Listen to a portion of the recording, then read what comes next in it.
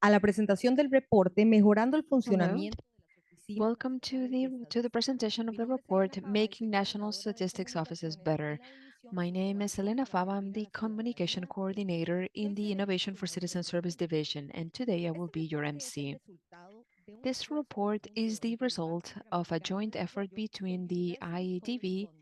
and the El University proyecto College contribuye London, al fortalecimiento de las which capacidades has been científicas contributing to de the los países de strengthening América of Latina y el Caribe. statistical competence of the countries in Latin Agradecemos la America and the presencia de las Caribbean. diversas We are autoridades very de las grateful oficinas nacionales de to estadística de the la región for the en presence of España the y esta tarde, diverse authorities así of como a national todas y statistics todos los offices in the panelistas y region, a las and personas que nos as well acompañan as de the forma presence of all the virtual. panelists and all the Para attendees. empezar, quisiera brindarles algunas instrucciones Before generales. we start, I would like to Primero queremos take care of mencionarles some a las housekeeping personas que nos items. acompañan virtualmente I'd like to que hemos mention to those habilitado la following opción us de virtually interpretación that simultánea we en have español e inglés. enabled Así simultaneous que desean interpretation cambiar el between idioma English and de que Spanish. escuchan So esta if you sesión, would like to change pueden the hacerlo language in which you're en la following the barra meeting, inferior you de la can do that plataforma by de Zoom. clicking in the También lowest tenemos part habilitado el on your espacio de Zoom screen. Q&A o de We have preguntas y also respuestas en la plataforma. enabled the Así que a la hora de hacer la questions pregunta les function in agradecemos que the indiquen Zoom su nombre app. y la So institución a if you la wish cual to make present a representan. question, just put it in the Welcome chat, everyone. identify Before we yourself. begin, we would like to inform all participants that Spanish and English simultaneous interpretation is available now. You can select your preferred language from the toolbar at the bottom of the Zoom platform. We also have the Q&A section available in Zoom, so when asking your question, please include your name and the institution you represent. Thank you for joining us, and we hope you enjoy this event. Sin más, quisiera dar la palabra Now, a Diego without further ado, I would like to introduce Diego Arisi, Intern-in-Chief of the Innovation for Citizen Service Division at the IADB. Diego, you have the floor.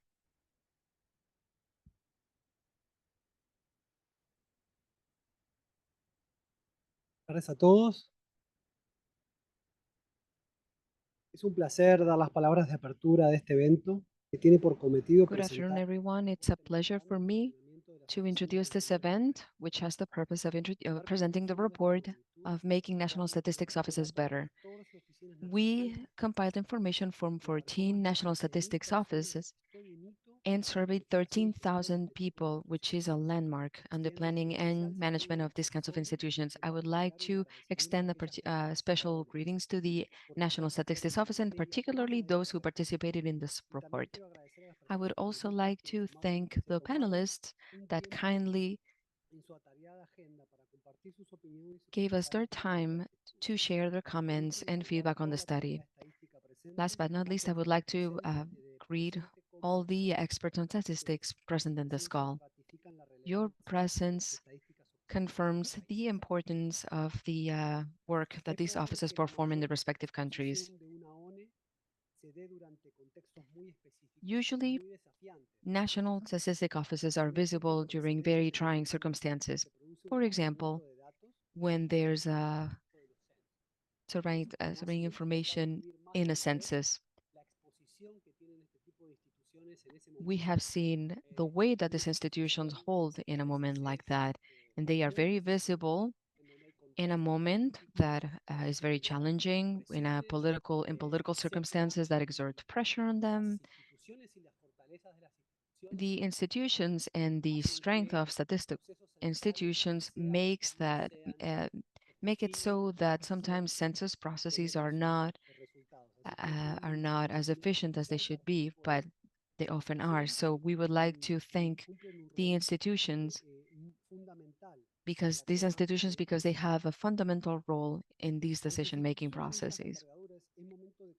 Faced with a performance so big, it's paramount to me to know who is behind that work, who are the people employed by the National Statistics Offices. This study gives us a map that allows us to identify areas for improvement inside the institution and who are the people responsible for the work. Improving management practices in the NSOs means that we can improve their statistical competence, and that's our role that the bank is supporting with all your help, and we are really grateful to you for that. Este trabajo es un aporte más que hace el banco para el This fortalecimiento de work esas capacidades is just another académicas de los task that países the y esta vez bank nos undertook permite to strengthen and estudiar support each en qué country's relación competence están in sus this prácticas field. de gestión. We want to know these También offices better to hemos improve their aunado esfuerzos management para techniques, but entender we've also por qué se joined generan efforts disparidades en las to mediciones de understand capacidad why técnica y we've seen institucional disparity en la in zona. the technical and institutional Mediante performance of different Por otra parte, statistics hemos apoyado offices. el desarrollo de las We have also capacidades de estas supported the instituciones development usando of sistemas de these estudios institutions' administrativos y capacities herramientas using de cartografía administrative estadística tools mediante cursos en and línea y cartography publicaciones tools que ustedes through webinars tienen a la and mano. bulletins that you have access to. El BID cuenta con una larga trayectoria de The trabajo con esta IDB razón en la has a región. long El history of apoyo working variado with the destinado al institutions in the fortalecimiento region institucional, como les to mencionaba, y strengthen ejemplos their claros son el competence. programa de fortalecimiento de la And an capacidad example is, for estadística example, the en program IMBEC of en Argentina, en mi strengthening país. statistic También se competence in realizaron MBEC, for cursos de example, fortalecimiento Argentina, my country. profesionales, And we have also capacitaciones provided y support capacitaciones a través to de talleres develop para los professional for investigadores, opportunities to develop formaciones técnicas professionally de for investigadores those en el working in these kinds of institutions. etc. Un ejemplo de ello son las encuestas sobre uso An de su tiempo en la example República of Dominicana. this, for example, is the survey about the use of También of destaco time que in la the offices in the investigación del Dominican BID Republic. I would also like abordan to diversas áreas de interés talk about que other incluyen en programs in concreto la different areas of interest. For instrumentalización example, de the las nuevas pilot directrices program for the estadísticas en el mercado de instrumentalization trabajo, of adaptación de modelos new tools in por the ejemplo, encuestas workplace, de edades para captar fenómenos migratorios y optimización de costos a new través studies de to la alta generación de indicadores new medioambientales. studies to Todos estos foresee ejemplos muestran cómo se meteorological puede events. These are trabajar just en some el día a examples of día how y we can el work uso de los datos estadísticos. and make the most of statistical Quisiera, tools.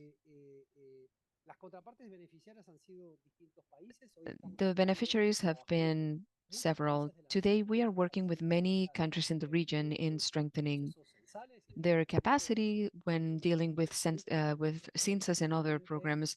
que We el believe trabajo no es that solamente this work estar presentes en los momentos doesn't de just entail to censos y be los present estudios censales, sino es when they have to carry out a reaccionar census or a study of that durante magnitude, y but we need to be fortalecimiento e present integrar before, este tipo during, and de acciones after que cumplen these esta kinds of tarea conversations, making sure that these institutions can fulfill their very Felicito a important quienes role. estuvieron detrás de este I'd like reporte to y quienes thank aportaron la the, información. those responsible for this Es un report, aporte those who shared importantísimo a la information mejora de because las they capacidades contributed estadísticas de los países enormously de la región. to improving the statistical competence of countries in the region.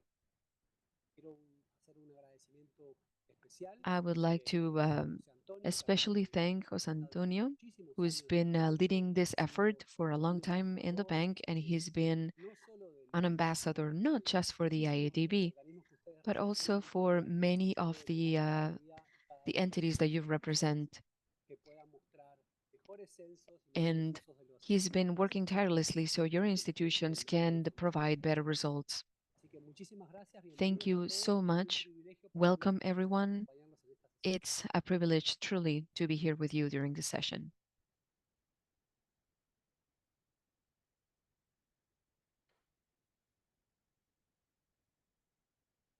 Muchísimas gracias, Diego, por tus palabras de Thank you so much, Diego, Ahora for quiero your pasar opening remarks. la palabra a Amanda I'd like to Glassman. give the floor now to Ella Amanda es asesora Glassman. ejecutiva de presidencia y sin más nos va a dar unas palabras She is iniciales. executive Adelante, advisor to Amanda. the president, and she is going to address a few opening remarks to us as Muchas well. gracias a todos. Muy Thank you buenas so tardes. Es much. un gusto estar Hello, con everyone. ustedes Good hoy para afternoon. It's a acompañarles pleasure en la to be here with presentación. you Y in the pues también para mí presentation toda of esta this report. felicitación al equipo de And investigación I would para like haber to hecho first thank and congratulate the datos team son el responsible for tema this favorito effort. de nuestro presidente, así que estamos muy On contentos de behalf of our poder president, acompañarles data hoy. is one of our president's favorite topics, so we are really happy También to be pues here hacer with you. también a la And of comunidad course, I would de like to estadística de extend nuestra a warm región greeting que to the participó statistic en la construcción experts del estudio, of así our region como that participated in todas las the actividades que estamos in this haciendo de manera report conjunta. and that participated in Eh, all the joint activities we're claro carrying out que la together. labor de las oficinas nacionales de estadísticas The es work of national absolutamente al statistics centro offices de la are política basada en absolutely evidencias. central to Es evidence-based esencial policy. para comprender las It's realidades absolutely socioeconómicas essential de to nuestros understand the países economic y realities es of our esencial countries. también para el And Banco it's also Interamericano de Desarrollo. Tenemos paramount una for nueva the Inter-American estrategia Development basada Bank. en We have a evidencias, en new datos. Entonces, sin los strategy based on insumos evidence, no podemos based on implementar data, bien. and without those inputs, we Y claro cannot que work la properly. capacidad estadística de los países Of está súper course, relacionado con la posibilidad de each realmente country's operar statistical competence depends on their ability to operate based on evidence and on their ability to work in a transparent, responsible manner, but not just dealing with abstract ideas or policies, but these are things that impact people's lives very tangibly. For example, the index of consumer prices. This is a basis that people use to negotiate their salary. Poverty estimations allow us to center our public policy efforts so that we can target those who are most vulnerable. Or, for example, knowing how prevalent a health problem is allows us to understand and assess the effectivity of a particular intervention. The report that we are welcoming today comes to us at a very timely moment. 6 countries in our region are carrying out their census. Bolivia, Chile, El Salvador, Honduras, Trinidad and Tobago, and Suriname are actually carrying out their census this year. And on the other hand, national statistics offices are facing a lot of a lot of demands, a lot of questions. For example, Jose Antonio told me that the 2020 census round registered an omission in census uptick of 39%. That is unprecedented. It's much larger than what we saw in previous rounds. And so there are blind spots in the data where we have to try to make do and come up with new ways of having reliable information. We have also seen an increase of the demand of information and data from different segments of the population, different firms, or even government itself, and we have to respond. Also, we need more information about minority population groups, indigenous populations, Afro-descendants, migrants. We want a better pixelated picture so we understand what our society or who our societies are made up of. And this means that we need the results of this report. How are these offices built up? What are their best practices? What are perceptions about challenges that leaders face? What challenges do the offices face? And I personally am very excited to be here today. I'm not going to review the contents of it. You're going to do a better job than I would at that.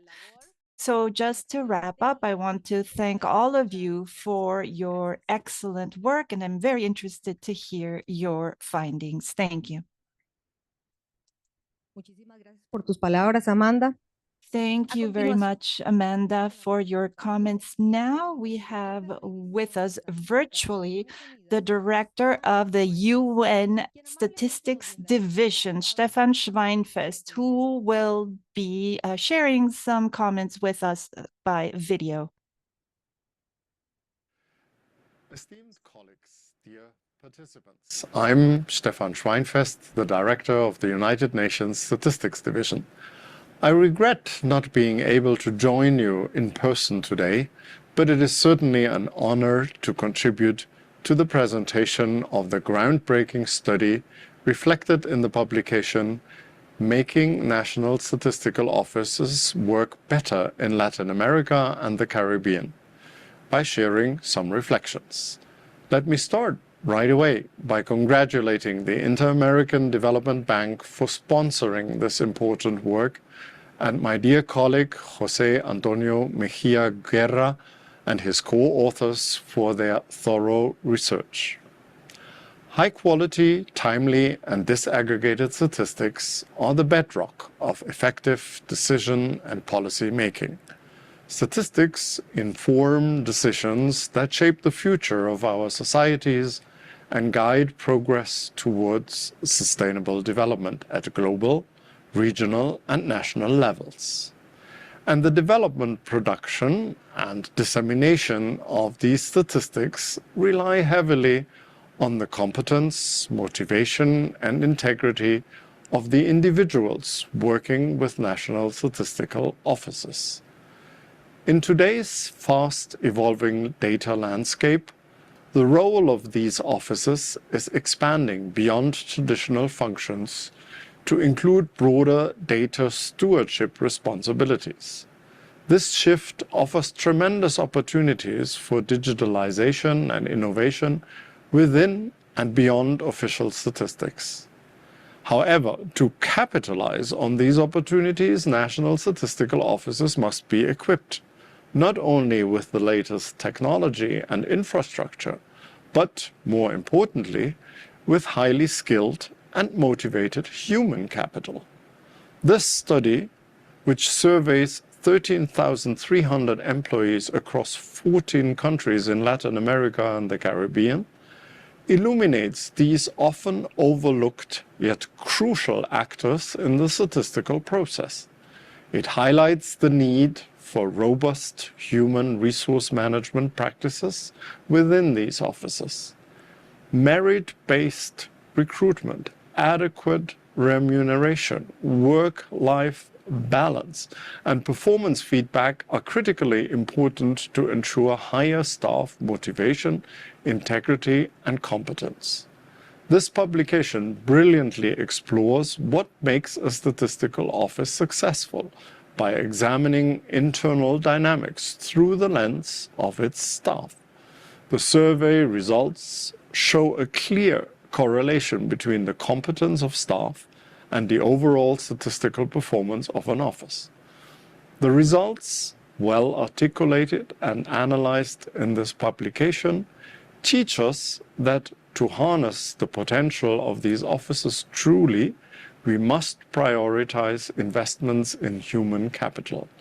This means not only providing adequate training and professional development opportunities, but also ensuring that staff are supported by a management culture that values innovation, transparency, and ethical behavior.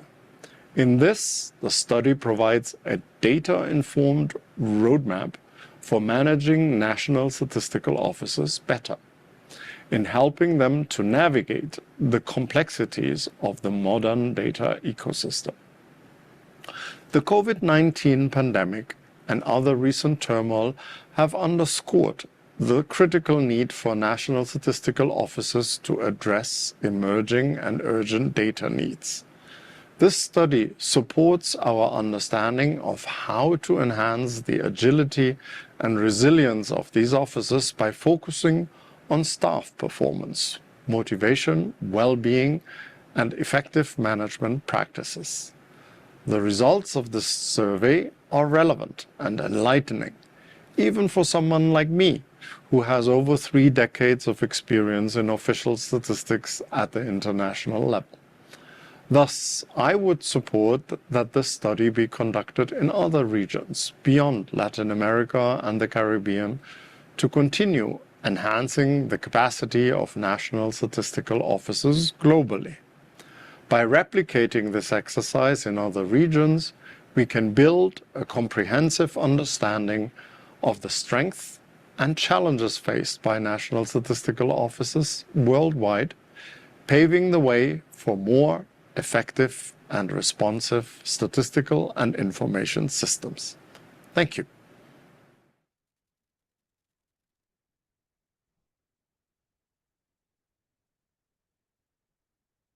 Muchísimas gracias, Stefan, por hacernos llegar sus palabras valiosísimas. Thank you very much, Stefan, Christian for Schuster. those very important words. And now we have Christian Schuster, Public Administration Professor from University College London. He's the main author of the report. He will be presenting the main findings. Welcome, Christian.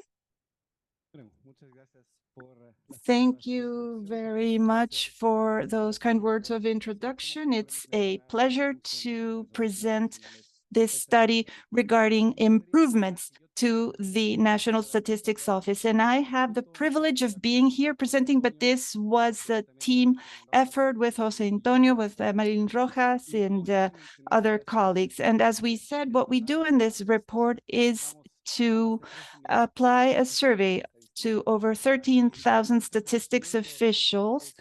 And as far as we know, this is the first time that a survey of this type has been done on such a scale in the Latin American countries. So first of all, I'd like to tell you a little bit about why we did this, what our motivation was with these large-scale statistics officials surveys. Then we'll talk about our methodology, how we conducted this survey, and then we have two types of results that we'd like to highlight for you. The first finding has to do with the characterization of statistics officials. Who are they, demographically speaking? What are they like? How motivated are they? How satisfied?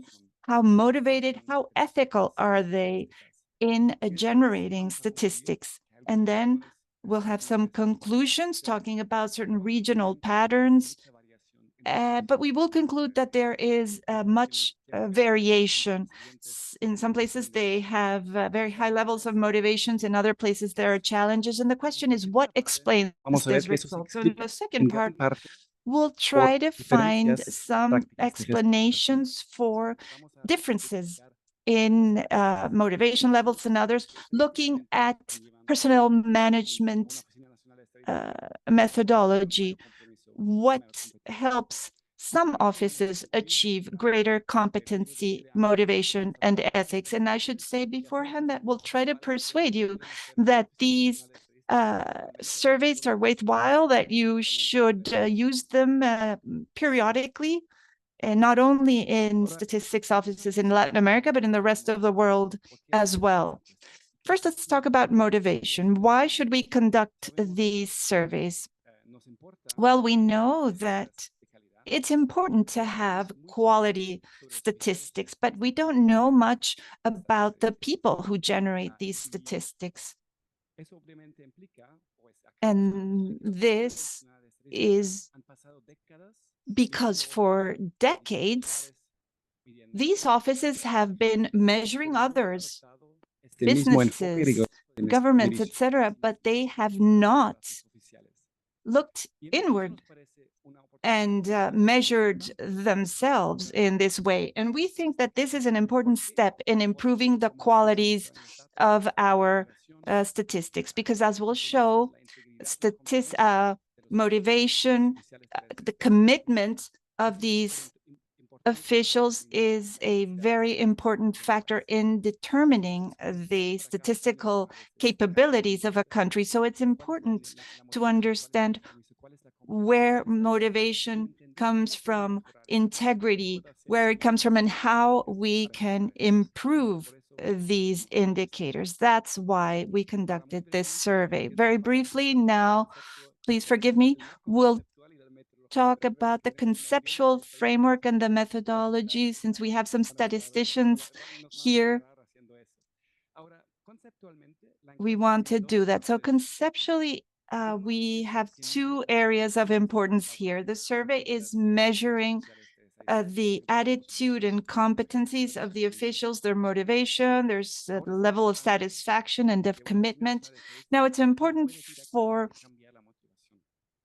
us to understand that an office cannot change its motivation overnight. What they can do is change their practices. So the other part of the survey refers to these practices: recruiting, how the personnel is assessed, leadership, remote work, etc., and better personnel management policies, we believe, leads to better competency, better motivation levels, and this generates greater capabilities and better quality data. That's what we are looking at here. So what are the variations in terms of practices? Well, what we did was to take measures from a project called the Global Survey of Public Servants. And I've talked about this with our colleagues, and what we've done is to survey public servants in 29 countries. So we have different validations of certain measures, such as satisfaction, the recruitment, etc.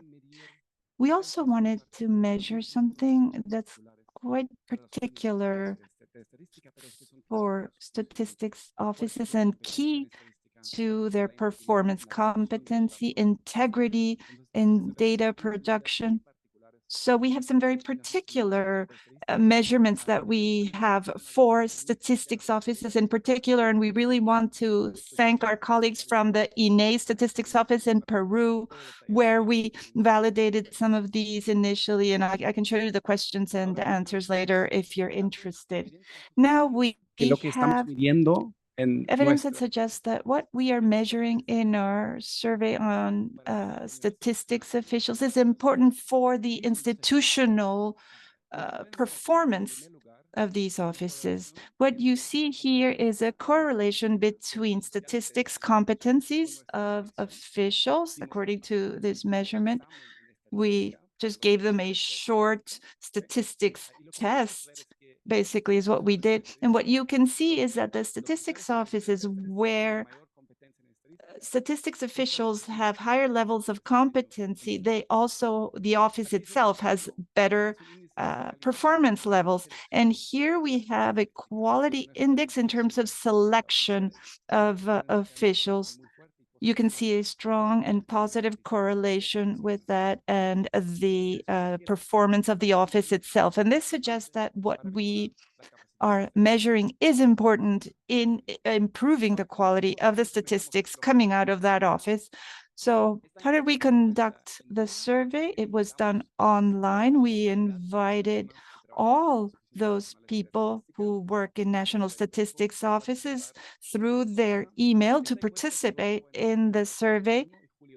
It took place between November 2021 and July 2022, towards the end of the pandemic. We had a response rate of 45%. That's pretty average and normal. The federal government of the US does a survey, over 1 million federal servants every year, and this is about their rate of response. So this is very common, even in very experienced countries in these areas. And if we compare the demographic profile of responders to that of the statistics office, we can see that our data appear to be quite representative, very close to the age profile and the gender profile. Something else that's quite common in this type of surveys, that we have more young people responding to online surveys. This is what we call expansion factors. Before we go into the results for the region, we should clarify that this is just one outcome of the survey. We also generated reports for each national statistics office, but not just for the statistics office. We also generated reports for each division and each unit within each statistics office. And this is important because we will see that there's a lot of differences even within one office, and it's important to understand those differences to understand the impact of the survey. At the end of the day, we actually generated more than 300 reports. Beyond that, what does this information tells us about the offices in the region and the people working in them? First, a little demographic note, which it won't come as a surprise for you working in offices. Most of the staff working in these offices are women, but they are not very often in decision-making positions. 54% of the people working in those offices are women, and out of the 54% of people in decision-making positions are men. So there's a gender gap in 12 of the countries that we surveyed. The second demographic note I would like to highlight is the age gap. Usually, we saw that in the region, the average National Statistics Office worker is 43 years old. That's the average age, and that's usually the case for the people working for governments when we carry out studies like this.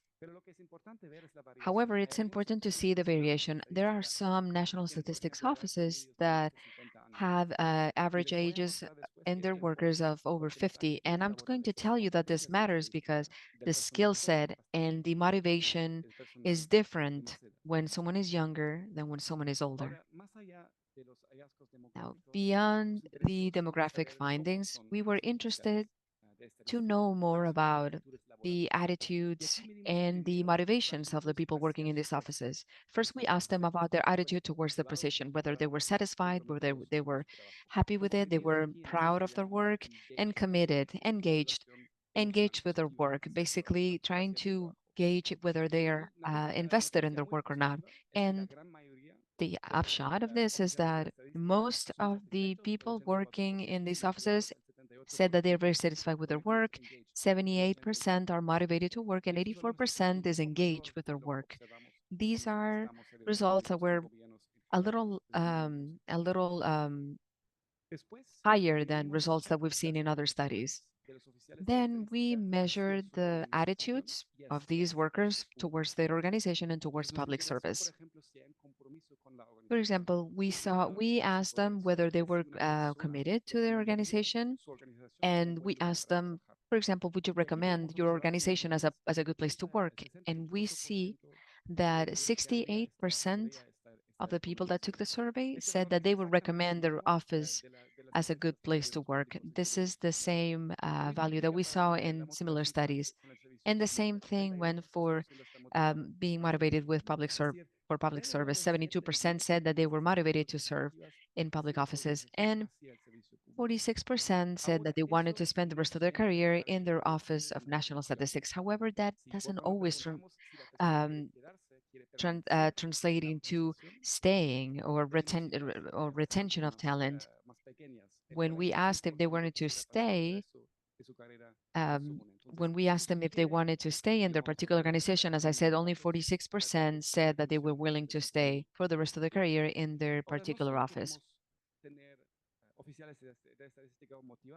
However, it's just not enough to have people motivated and happy with their work. We would also like to have staff that is ethical. If I asked you if you're ethical or not, most of you would say that yes, you are. It's harder to measure this. This is not something that you can answer with a direct question. So how do we measure this? And how do we explain the results? What we did is that we presented the workers with a conflict of interest and see what they responded. In Peru, for example, we took two conflicts of interest that we think represent most conflict of interest. For example, in the first case, there's a National Statistics Offices worker that creates a study that creates a piece of data that ends up in a political speech. After the speech is given, the worker realizes that the result that he offered to the politician is wrong, and he doesn't know whether to retract that data or not. And then he decides not to say anything because he says, nobody is going to notice unless I say something. And so we presented the survey people with this case to see if they were okay with that and to see whether they would do the same thing that the person in the case did. And fortunately, 88% of the people surveyed said that that was a conflict of interest and that they would behave ethically. In other words, they would actually walk back, retract themselves. And then we asked in another instance if they would report unethical behavior in their superiors. And we saw that usually these kinds of behaviors are hard to report because usually people are watched by their peers. But importantly, 69% of the people surveyed said that they were willing to report unethical behavior from someone, from a superior. Finally, of course, we would like to have statistics staff that are well versed and skilled. We carried out a pilot program over 100 people in Peru. We carried out a little test for them, and then we assessed their performance in that little test. These are the questions that we presented. And we realized that these skills are equally important for them, and that they also said that it was important. And what we saw amongst our surveyed people is that half of them responded correctly to half of the questions presented in the text, like standard variation, pretty basic statistics skills. This tells us that some of the people working in national statistics offices might struggle with some of the most basic competences in statistics, but uh, in we actually made sure to survey only people that carry out purely statistical tasks. And these are general values for the region, but I think we highlighted in the report. And what's even more important than these national averages are the differences between the different national statistics office per country. The offices vary widely in terms of how motivated, engaged, ethical, and competent their staff is. This is just an example. This is the percentage of people that recommended their office as a good place to work. As what you can see is that there are offices in which over 85% say that their office is a great work to work with. But there are other places where only less than half of the people working there would recommend their workplace to others. That means that the lived experience of the people working in these offices depend very much on the office they're working in, obviously. And obviously, it doesn't only depend on which office they're working in, but also what department or unit are they working in. And something that surprised us is that very often there are more differences within the same office. That means between the different departments in a single office than between countries. Let me explain this graph that you see here, just so you can see it. This is a representation of people motivated to work in public service. We have some data in which over 90% of people working in national statistics offices are very committed, and in some cases, less than 60% are motivated to work in these offices.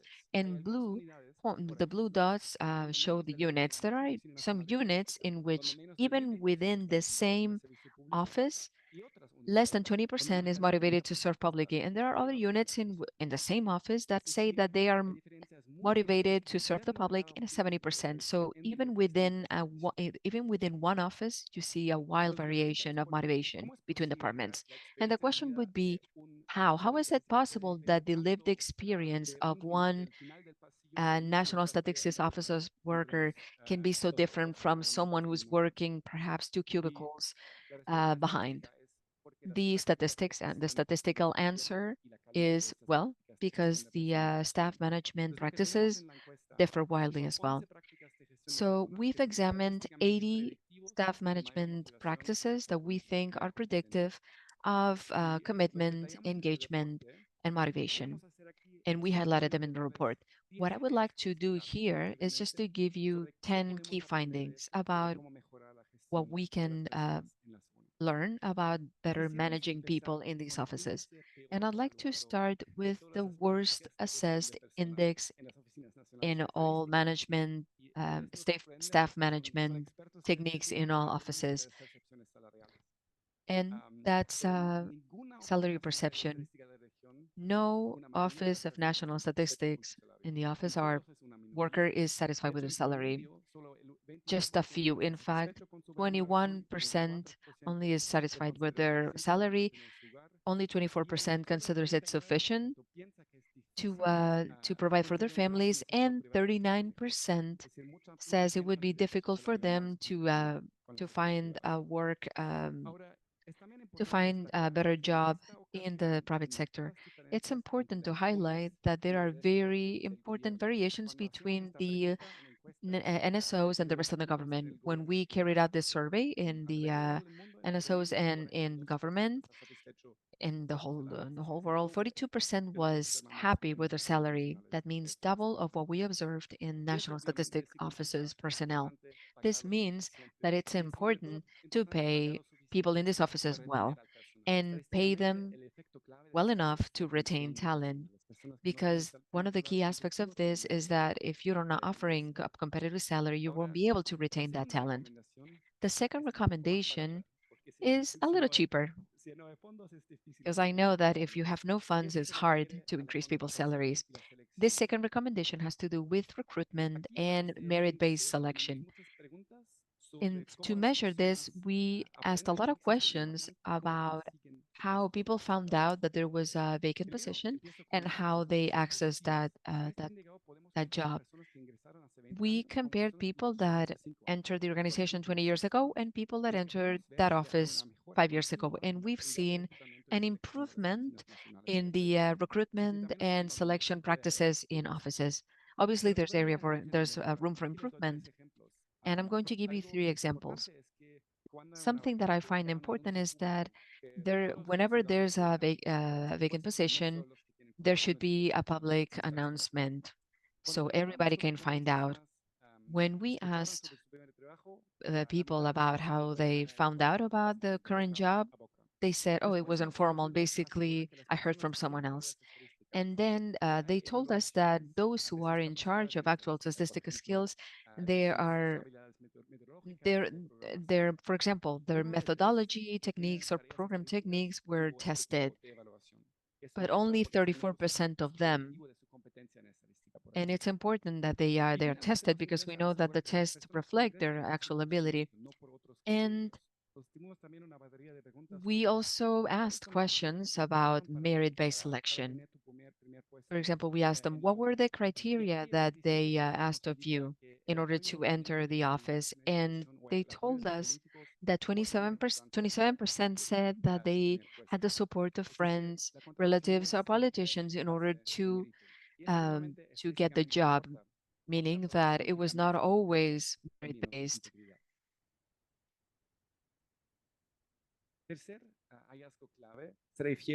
The third key finding has to do with promotion opportunities. We asked whether promotions were meritocratic, and the answer was yes. And we also asked whether they had good opportunities to ascend professionally, and they said yes. 47% said that they saw good opportunities to develop professionally in their national statistic offices. And this is important from a retention point of view. Most people, if they see a prospect for advancing in their career, they will stay. We also asked about job stability. And we asked a question about the effect that administration changes had on the office. National Statistic Offices should be technical offices, and in an ideal world, a change in the administration and the government should not affect the NSO. But 37% of the workers in these offices said that government changes did affect their job stability.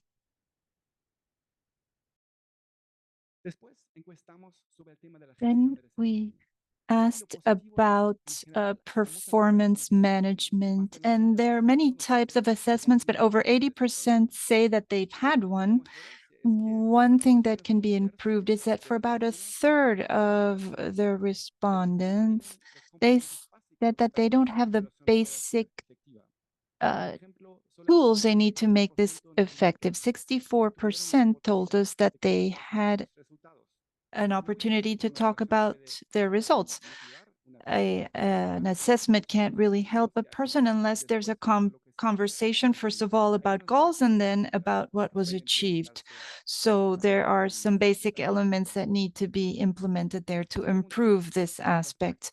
Then we asked about leadership practices, and this is important because statistically, one of the strongest predictive factors for motivation and commitment, I think this is intuitive for all of us, what you do for yourself as a leader matters. So about 6 out of 10 are favorable in terms of what they think of leadership policies. That's about the same as in the government. So this is about the same level as in the government. And another interesting aspect here is that we have questions about the leadership of their immediate superiors, but also about management in general. 68% trusts their superior, but only 51% trusts the high-level leadership, and that's a challenge.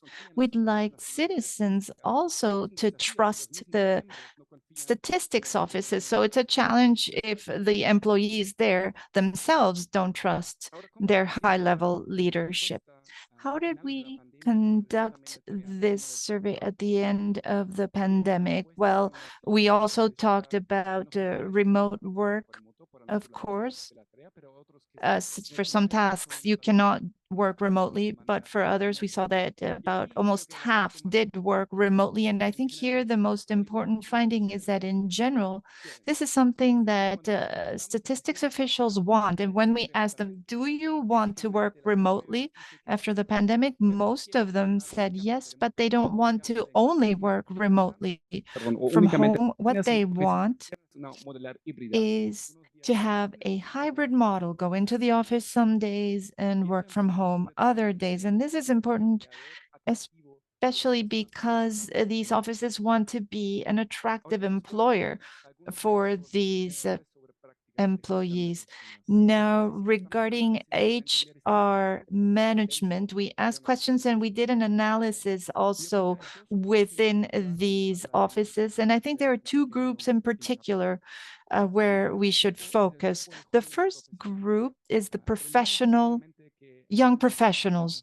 We learned that some national statistics offices have some challenges regarding the average age of their payroll. And if we look at the data, we see that there are significant gaps between young people and the older employees. On average, competency in statistics of the younger people is significantly higher than that of older employees. But at the same time, these young people are less satisfied with their job and have a greater intention of leaving their job. So you want to retain these young people because they're more competent on average, but they are more difficult to retain. So how can we retain these young professionals? This is important knowledge, and we can look at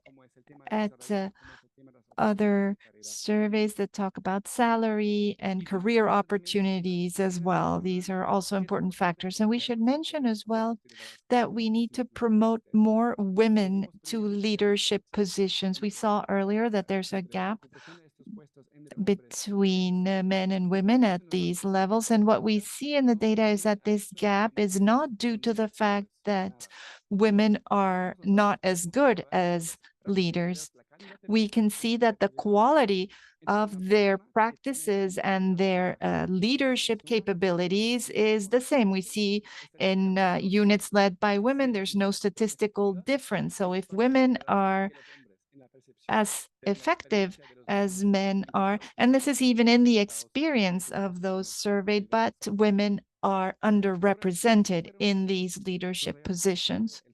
So these were some of the key findings, the general patterns that we identified in the study. But I'd like to go back to wrap up. I'd like to go back to a point we mentioned earlier regarding job attitudes. And there are many differences between different national statistical offices in the quality of their HR management practices, and also other differences within the offices themselves among their various divisions. So the quality of leadership is what's making a difference here. You can see here the yellow dots are the various different statistics offices, and the blue dots are units within those offices. What you can see here for the yellow dots is that some national statistics offices have almost 90% of officials favorably evaluating the practices of their immediate superiors, but there are others where that number is less than half.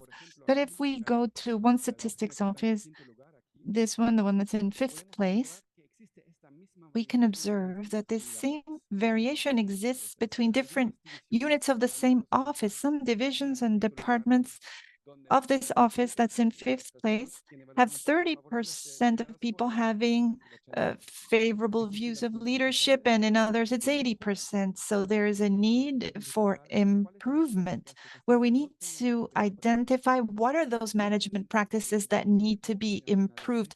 And this doesn't depend really on the average of that office. It needs to be looked at individually for each unit because each unit has its own challenges. And this means also that a National Statistics Office doesn't need to go to Singapore necessarily to find better practices. Maybe some have those best practices within the office themselves. There are some units that are truly excel. So we need to learn from other units sometimes within the same office.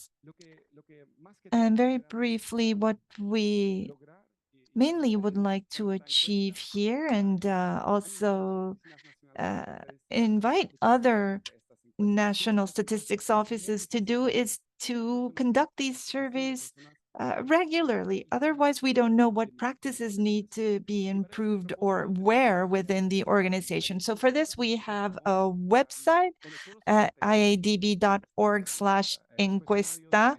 ONE. We have them in English and in Spanish. We have reports, plans of action. All the tools that you need for these surveys are there on the website. And to conclude, and I think it's important to highlight that national statistics offices expect that their officials will be rigorous in measuring companies and other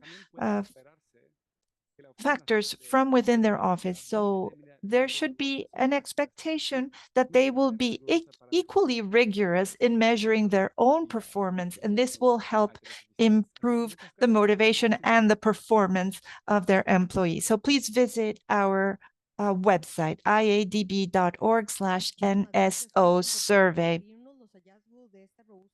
Thank you very much, Christian, for sharing with us the findings of this very robust study, and for all those ideas you've given us to help us improve our national statistics offices and their performance. We'd like to invite you to download this report. You can use the QR code or also the link that will be shared on the chat for those of us who are with us virtually.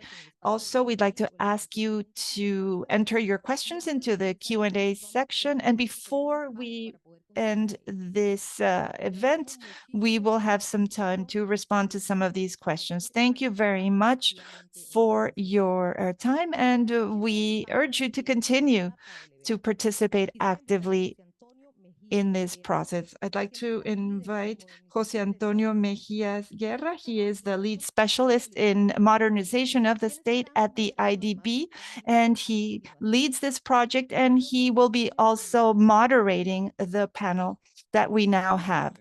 Welcome. Thank you very much, Elena. Thank you to everyone who is here. We have almost 200 people who have joined us online for this event. I think the most important thing, the most interesting thing here is that we're not just talking about the functions of these offices, but we're looking inside the offices at how they themselves function. We're talking about institutions, but behind every institution are the people. So again, thank you very much to all of our participants and to the leadership behind all of this engagement. It's an honor to have our colleagues here with us, Miosotis Rivas from the National Statistics Office of the Dominican Republic, and also our colleague from the Statistics Office of Mexico. I will be asking Miosotis and Graciela some questions regarding their experiences in implementing the results of these surveys. The results, of course, are interesting, but we're having this regional conversation because what's important is what was done with the reports for each one of these offices and for each one of the units within these offices. So Miosotis, thanks once again for being with us. I'll start with you. What surprised you the most about this study? Perhaps a contrast to what you were expecting while working in these offices. What surprised you about the data?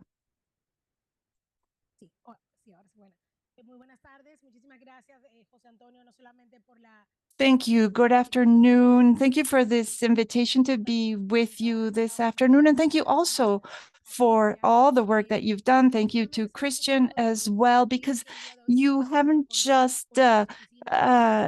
published this report, but you've also given us at our offices the results. I'm happy also to share with this time with Graciela and Omar. So what I was surprised about is related to one word that may not be the best one in Spanish, but what I'm talking about is aging, the aging of our staff. These are adults. Christian was saying their average age is between 43 and 50 years of age. For many of you, you might think, well, they're still young. But regarding certain types of competencies that the statistical area needs at this time, perhaps they're not young enough. Also, the survey talks about educational level. For a lot of our staff, 62% actually, they have a 4-year degree, others have postgraduate or doctoral, and then 23% has what we call vocational competency. There are people who are in the cartography area and they just learned from experience, not because they had a university degree, but this can have an effect on quality and on what you can offer them vis-a-vis a possible permanent contract.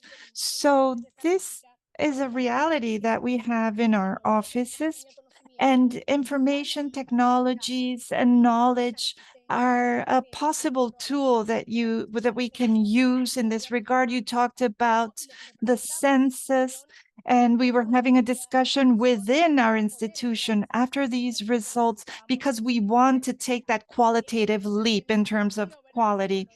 Another factor that surprised me, and I was talking about this with Graciela, two women, right? So we were talking about women in leadership positions in our statistics offices. There are more of us as far as we're represented in the staff. So 54% of the staff is female. But then in the leadership positions, we have 64% men. So obviously, what this is telling us, it's not really about being surprised, but I'm surprised that the survey shows again evidence to show what feminist theory and analysis has already told us regarding inserting women into the labor market, how it happens, and how we have to work on these matters. A third thing I'd like to highlight is the topic about ethical behaviors regarding third parties. And this has to do, from my point of view, a lot with in our public administration services, transparency, ethics, and making an effort to actually improve in these two areas is something that has been important as, or at least it's getting a lot of traction lately. And that's why NSOs, because of the nature of their functions, we know that confidentiality, that ethics and others are reflected in the work, are part of the work we do. But this requires mechanisms that prevent us or protects us from retaliation. And this is important because even though you might consider yourself an ethical person, if there is no mechanism that ensures transparency, that protects you from retaliation, that ensures an ethical environment, or for example, a mechanism to submit suggestions anonymously, or know that you can report an ethical behavior in confidentiality, then it's not going to work. And so more than telling us that so and so is unethical, what we need to do is ensure that there are mechanisms that ensure an ethical environment. That's what I would say on that topic. Thank you so much, Mia Sotis. Graciela, the INEGI is a huge institution, and my question for you would be, how did the INEGI use the results of this survey to change the performance of the institution, but also to review this topic of the variations in staff management techniques? Thank you. Well, first and foremost, thank you for inviting me to be part of this session. It's a pleasure to be here because we have used that survey. I'd like to start by using a Mexican saying that in the cobbler children wear no shoes, meaning that we're always promoting results, we're always monitoring and following up on this survey. We have government census. We are always carrying out census, the federal and state and local administrations, and we are used to measuring how the public sees the INEGI. A third party conducts it, but we don't have this exercise. And this exercise, it begs the question of why didn't we do this before? Why did we wait to be in this moment to do it? But the positive aspect is that we carried it out, and now the first thing on our to-do list is to actually use it. Because we are always thinking that we're aware that we generate census, we generate a lot of public information. For example, we're actually generating 94 reports on geographical and demographic information, and we hope that the citizens will be able to use the information we generate to better inform their decisions. And so we need to lead with the example and use the information from the survey. So what did we do? First, we incentivize people to actually take the time to answer the survey. So even before we got the results, we we told people to please take the survey to participate so we could be better informed. And second, when we received the results of the INEGI as a whole, we presented the results to the board. We had like 4 stages in this process. First, we presented this to the National Directorate and Coordination. We have a meeting every 15 days, and that's the first sweep. This is how we are doing compared to Latin America. I presented on the survey in my group, and we were aware of the reports by area. Fortunately, given the volume of responses, we were able to do the same thing for almost all units and departments of the Institute. All those present in the meeting were going to get their own report or even sub-reports within that big report. And so we presented our comments, and most importantly, during that initial presentation, we asked ourselves, what are we doing already and what's missing? What have we detected?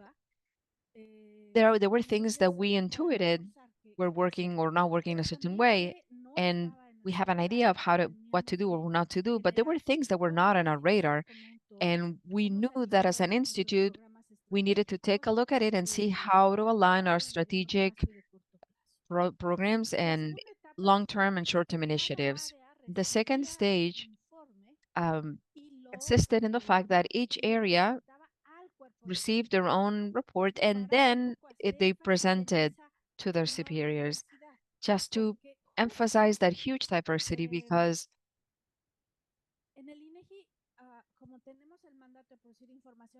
in the INEGI, since we have the mission of producing the statistical and geographical data, it's expected that there will be differences within the organizations because we have, 2 big areas. But as my colleague here pointed out, said even within the same department are differences. And this is what we presented to our directors. And we spent several sessions reviewing those sub-reports per area because it was important to us not just to present to the INEGI, but we wanted the social and demographic department to know how the geographic department was doing or how other areas were doing. And then in the third stage is that those reports were sent to the areas the general director or the general coordinator presented to those areas. And then there was feedback. Again, what are we doing? What are we not doing? What's new? And finally, what steps are being taken? And that's the fourth stage in which we are currently. There are areas in which we've made more inroads than others when it comes to some initiatives, but the good news is that all departments have undertaken measures and they've done so in very different aspects. It's not like everybody said, oh, okay, let's all go in this direction, which was the which wasn't what we wanted. We didn't want the director to say this is what we're going to do. We wanted each area to gather the information in the survey and then come up with their own action plan. So each area has its own action plan, and that's where we are. And we are going to learn from the good practices in each area in order to feed that information into our own dynamic and and apply the survey again. But we'll do it with all our personnel. In the last headcount, we had over 18,000 people in the institute, and we would have to do this throughout a period and decide when is the best moment to do it because we have come up with different we have different circumstances. And for example, we have a survey on workplace environment, and one of the questions was why did we stop doing that survey? The last time we conducted it was in 2020. So there are many initiatives, and there's the great challenge of the territorial aspect. We have 10 offices and 34 state offices. That's another division because there are different levels. There are central offices, there are regional offices, but there are also producing general directorates. And we could spend a lot of time talking about the big threats and the small threats within this tapestry. But what we're trying to do is that we're trying to get each area to read the survey because that's what we're doing every day with our users. Every day we're telling them, I mean, we have workshops for journalists, for college students, for kids, for politicians, for decision makers. And if we are trying to get our information to be useful, the least we could do is to lead with the example and use the results of this very valuable survey to improve. Thank you, Graciela. I have another question, Miosotis. Besides leading the National Statistics Office, you're also leading the organization of all NSOs in Latin America and the Caribbean. And what do you think is, from your role as director of the NSO in Dominican Republic, what is the area for improvement when it comes to managing these offices? Thank you. I think there are three main areas. One of them has to do with improving our personnel's skills when it comes to the stakes. Obviously, I didn't expect that the survey was going to reflect that the skill levels of some of the people working in these offices was so low. And as Kristen said in the introduction, a lot of people got into those offices because of their connections, because they knew someone who knew someone. And I had the idea. I've I've been working for a long time with NSOs in Central America and Dominican Republic, and we take a look at the INEGI and big, excellent technical institutions as an example, and then and we think, oh, nobody can get in, it's very technical, but then we see that people do get in because they do it through other channels. So we need to improve on training. We need to improve on the development of statistical skills for our personnel.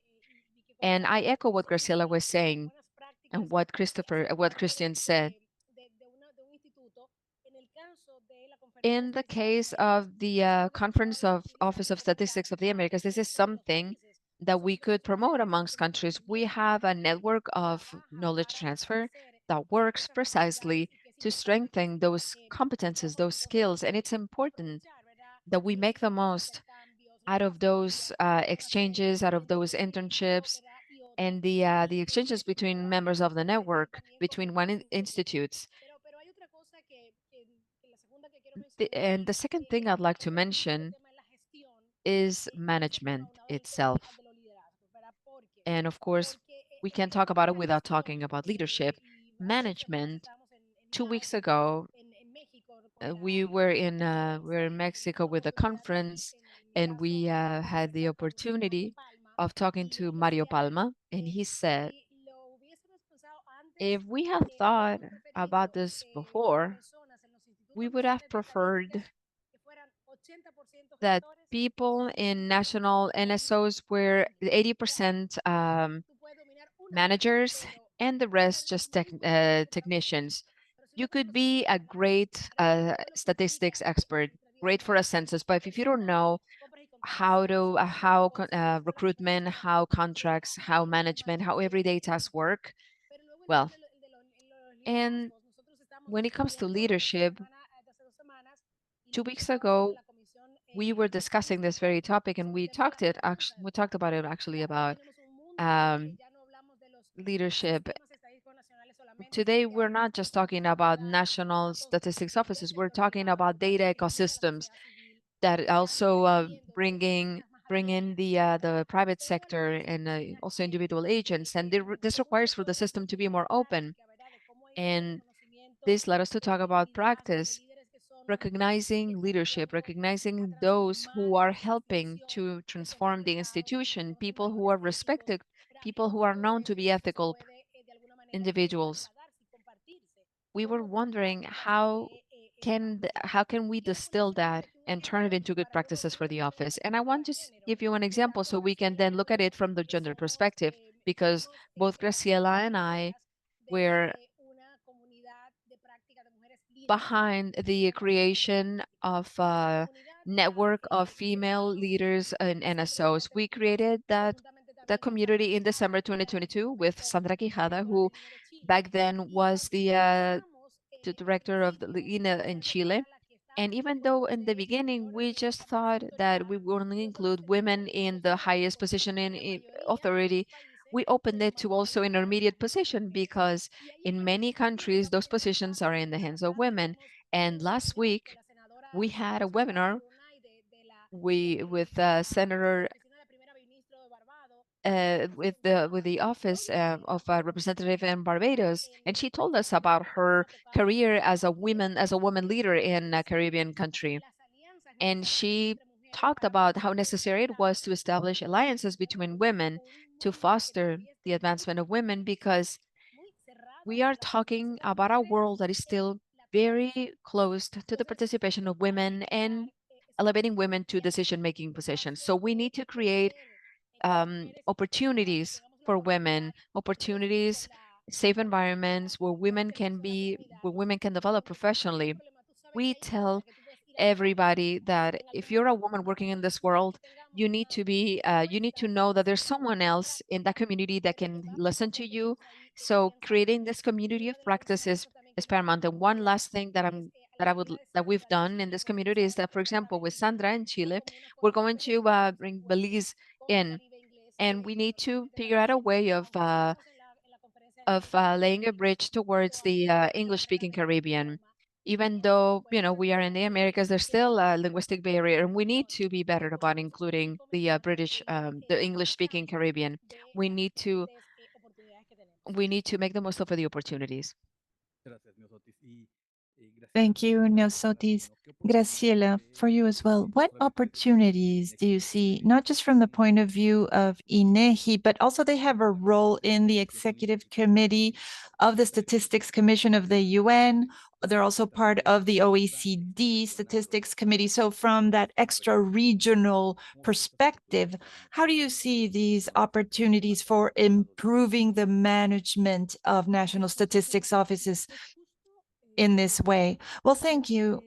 Yeah, actually, we were mentioning it earlier. When you have a survey like this one, that is truly cutting edge. This will allow us to enter into a dialogue with other statistics offices, which, and intuitively, we know that we are similar. There's always this social recognition about the work that we do. It can be in very different contexts, different continents, at a global level. But I think being able to show what we do and that it matters who we are and how we manage our offices is important, because the challenges that Neosotis was mentioning can be of a different nature as well. And this will allow us to innovate in our own management if we know ourselves better. It's not just a matter of aging, it's a matter also of attracting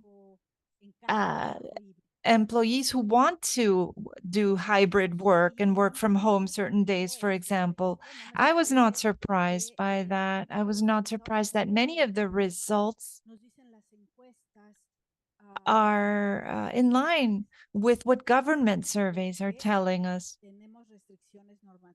because we have certain budgetary restrictions, certain regulatory restrictions. We all deal with that. What we need to do is get together to build solutions to help us retain young talent. And of course, we cannot pay them more. We can't promote them in an accelerated way for reasons of their age, but we can become better institutions that are have an easier way attracting them and that systematically promote remote work. INEGI, our National Statistics Office, has been doing it for a year. 2 days at home, 2 days, 3 days in the office. No other institution in Mexico has that as a systematic policy. And when I visit the state offices, they say to me, President, nobody here is working from home. Well, that's what we need to promote. We did it during the pandemic. We were able to generate information during the pandemic, not with this same hybrid scheme, but all these lessons that we've learned, we can share with other regions. The importance of knowing ourselves better, the importance of understanding what we see within, and maybe focus on something that we've forgotten for 25 years, maybe, which is management. We focus too much on the technical aspects and we forgot that maybe we need to be better managers. And it's more relevant today than ever because of what we discussed 2 weeks ago during the official statistics conference, which has to do with artificial intelligence, which also needs to be managed. And what this survey is telling us, and what can give us a lot of insight in terms of what we're going to need to do with human capital, but also with new technology, is that we need to learn to manage everything. It's not just a matter of human capital. What happens if we could hire people and start over? If someone told us, no, you can just start from scratch again with a new National Statistics Office, would we only hire young people? Would we hire only women? Would we only hire those who have statistics expertise? Because population and housing survey of 38 million housing units requires logistics, and it requires a level of coordination that it also requires management. We need leadership. And how do we achieve that level of leadership? And this element that we've forgotten, we need to bring it back, because I don't know if it's considered a soft skill, but it's definitely a skill. Thank you very much. Thank you very much, Graciela. We have So many comments on the report and on the interventions. We have Judith from the World Bank, and one of this colleague's responsibilities is creating statistics performance indicators. So that's our colleague. We'll ask Omar to tell us a little bit about this from that perspective, from his experience in measuring statistical capabilities from this perspective, and how he thinks that this type of study can complement what they do. Go ahead, Omar. Thank you so much. And it's just such a pleasure being here. I wish you had started with the question, what was it that astonished me most about this report? And it was Saturday night. I first read the blog and I liked it.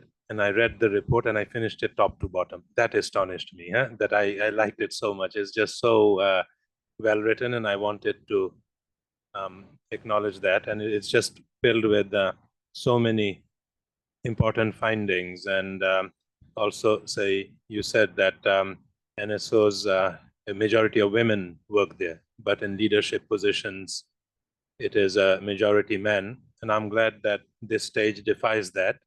And actually, I'm sitting in for the World Bank's chief statistician, Haishan Fu, another formidable leader. So I'm Team B, but now I'll answer your question finally. So what I really realized is, and I come at it more from a global public goods perspective and so on, as the unit that brings out the statistical performance index, and I have familiarities with other tools also. So, let me just quickly explain the statistical performance index. What we have done is we measure statistical capacity along 5 pillars. So data has no value if there is no use. 1 pillar, data use. Data services, the users want to use it. How well they can use it depends on the services the National Statistical Offices provide them. That's number 2. Now, the interaction between these two, the producers and the users, kind of determines what gets produced. Data products, say indicators, SDGs, what we produce is pillar number 3 of the SPI. And none of this, of course, the products don't happen from thin air. So data sources, censuses, surveys, admin data, all are really important. Now, these are 4 pillars. Now, to make all of this possible, you need a data infrastructure, right? Soft as well as hard. So you need finances, but you also need people who are skilled. They are the ones who make, these are the issues that make an NSO tick. And we really have a problem measuring skills, right? And I'm just really heartened to see this study. And actually, like I had written up, because you always prepare tidbits of what surprise you and so on. But something that both of you have mentioned is how important leadership is, management is, right? And you've really gone really deep into it. And there is this essay by Nobel laureate, not essay, paper by Nobel laureate Esther Duflo about economists as plumbers. How to tackle real world problems. You need to be flexible. You need to really think hard, and you need to be a plumber. And if she saw this work, she would say it's basically statisticians as plumbers at work, because it just goes very granular. And another issue is that, so there are other tools also, and we are all familiar with them, right? Some of them go quite deep. There is the NCAF, National Quality Assurance Framework. EU has a snapshot tool. Then there is the NSDS, and all of these actually ask very detailed questions of NSOs, right? And Brian actually and I have recently done a paper, and we see that 60 to 80% of the focus is on infrastructure there. But again, those things also don't quite nail it this way, right? Because there, what they are counting is really kind of outputs, inputs and outputs, like how many training sessions did you have and all that. Here you are actually getting at actual learning competencies and so on. So I think all of these in the SPI and all of these reports should be used in conjunction with your work for actual reform, actual action And then another tool I wanted to tout, it's called the Hypnos. It's a is the yeah, the improving the productivity of national offices for statistics. It's something that my colleague Carlos Castellan at the LAC unit in the bank, he has led this work, and this looks at not just what the stats office produces, right? That's what most people look at, but the cost efficiency of it, right? Like how much does it cost and how much do you produce? And they also looked at several things, but again, all of these, your tool just adds to the richness of it. And I hope you will come speak at the World Bank also about this, because I think this needs to go global. And actually, one of the things is when I started reading the report, the country names were omitted. And for me, actually, that made it more enjoyable because I could focus on the issues. And this is a country specific tool, right? The fact that X is behind Y and all that isn't the motivation. You have just so much there to see that, okay, unit A is doing much worse than unit B, and so on. So I just think it has a lot of potential for global work. And again, taking up on the importance of management in terms of what sort of future work. I mean, of course, going more global with it would be one thing, and please come speak to us and also coordinate with our statistical capacity work, which I know you already do. The one thing is an ask, though, is that it would, since you have focused on management so much, I wasn't expecting that, right? I was in this report. It's actually very deep. I learned a lot being a manager myself. Is that and I think you are capable of it because you've done such a good job here. Why not also look at how a stats shop should be organized? So I read a paper in 2019. It came out in Harvard Business Review on how a data shop should be organized. And the name of the paper is, I think, The Art of Persuasion Through Data Science. Because, the issue is, okay, data scientists do a good job producing data, but then not in terms of communicating.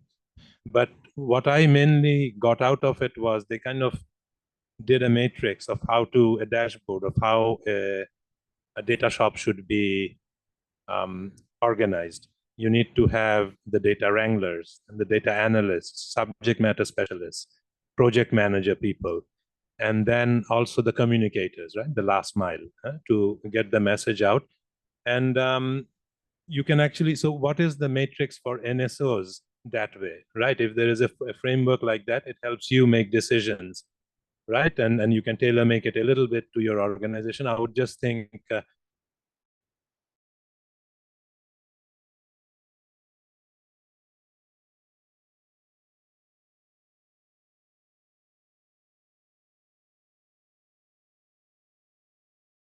happens at these events. We ran out of time. Of course, we still have questions that are in the chat. And these are questions that we received through Zoom. We'll respond them in the chat. And for those of you who are here in the room, we can chat more informally later. But before I give the floor back to Elena, I'll give Christian 2 minutes if he'd like to make some closing comments.